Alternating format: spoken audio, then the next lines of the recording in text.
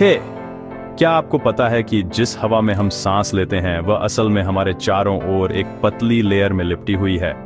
आज आइए हम अपने एटमॉस्फेयर के सीक्रेट्स को अनकवर करें। सबसे पहली बात, एटमॉस्फेयर सिर्फ गैसों का एक रैंडम मिक्स नहीं है, इसे 5 की लेयर्स में डिवाइड किया गया है। आइए लाइनअप देखें। ट्रोपोस्फियर, स्ट्रेटोस्फियर, मेसोस्फियर, थर्मोस्फियर और एक्सोस्फियर। हर एक अपनी हाइट, टेम्परेचर और उसमें जो होता है उसमें यूनिक है। आइए उन्हें एक एक करके समझते हैं। अर्थ के सबसे करीब से शुरू करते हैं, वह है ट्रोपोस्फियर। यहीं पर हमारे सारे वेदर का जादू होता है।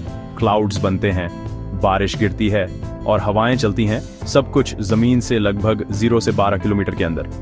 तो हर बार जब आप कोई थंडरस्टॉर्म या स्नो देखते हैं तो आप बस ट्रोपोस्फियर का एक्शन देख रहे होते हैं। अगला आता है स्ट्रेटोस्फियर, लगभग 12 से 50 किलोमीटर ऊपर। यहीं पर फेमस ओजोन लेयर रहती है। ये अर्थ की सनस्क्रीन की तरह काम करती है, हमें सन की हार्मफुल यूवी किरणों से बचाती है। इसके बिना जैसा जीवन हम जानते हैं वह नहीं होता। थोड़ा और ऊपर जाएं तो आप मेसोस्फियर तक पहुंचते हैं, जो अर्थ से 50 से 85 किलोमीटर तक फैला हुआ है। कभी शूटिंग स्टार देखा है?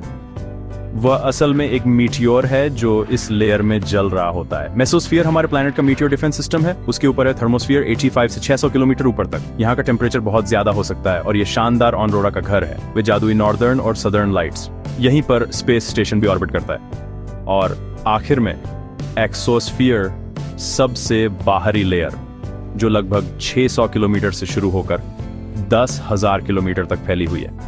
यहाँ अर्थ का एटमॉस्फेयर स्पेस में फीका पड़ जाता है और सैटेलाइट्स शांति से हमारे प्लैनेट का ऑर्बिट करते हैं। तो अब आप जानते हैं कि एटमॉस्फेयर की हर लेयर अर्थ पर जीवन के लिए कितनी जरूरी है, और आपके अगले बड़े एग्जाम के लिए भी। अगर आपको यह हेल्पफुल लगा और आप और जीके और साइंस को आसान भाषा में समझना चाहते हैं तो सब्सक्राइब बटन दबाएं और मेरे साथ सीखते रहें। देखने के लिए धन्यवाद और अपनी पढ़ाई के लिए गुड लक।